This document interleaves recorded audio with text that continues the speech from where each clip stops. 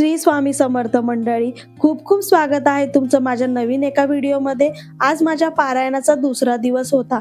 सकाळपासून खूप धावपळ होती, कारण आज माझ्या मुलीच्या शाळेत आषाढी एकादशीचा विशेष कार्यक्रम होता. त्यात भर म्हणजे असं झालं की आज मला उठायलाच थोडा उशीर झाला.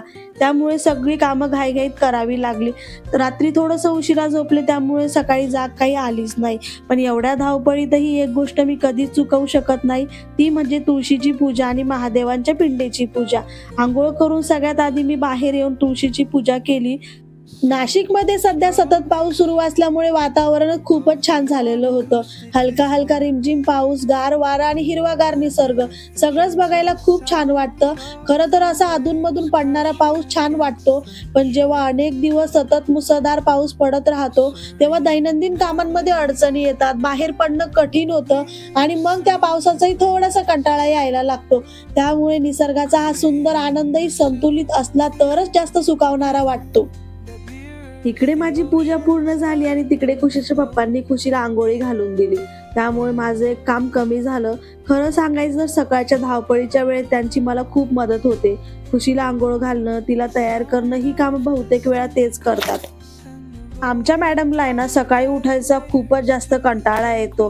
पण आज मात्र मी तिला एकच गोष्ट म्हटले, की "बेटा, तुला आज साडी घालून शाळेत जायचं आहे." बस एवढं ऐकताच ती एका क्षणात उठून बसली. आज साडी घालून शाळेत जायची उत्सुकता तिच्या चेहऱ्यावर अगदी ओसंडून वाहत होती.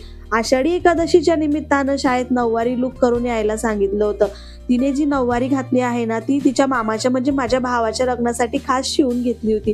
त्यावेळी तिची उंची वाढेल हे लक्षात घेऊन नऊवारी थोडी मोठी शिवली होती. त्यामुळे आता तिला अगदी परफेक्ट बसते.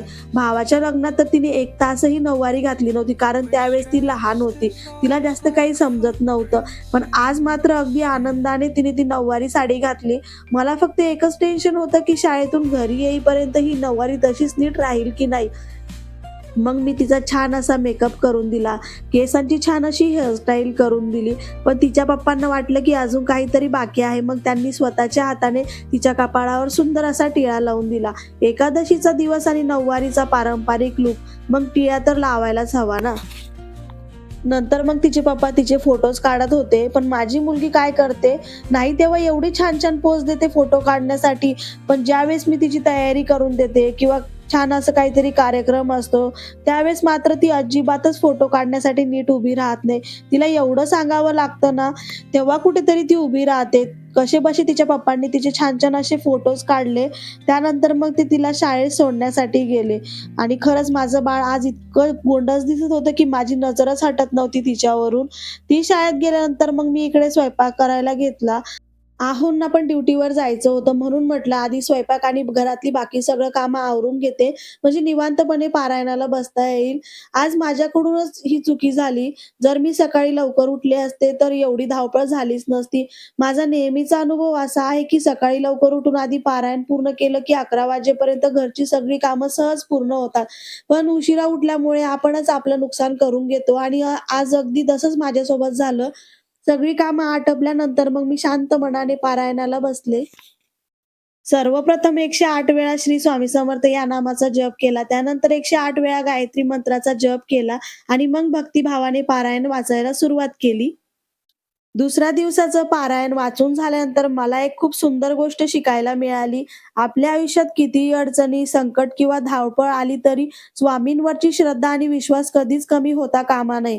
कारण स्वामी नेहमी आपल्या भक्तांची योग्य वेळी आणि योग्य प्रकारे काळजी घेत असतात.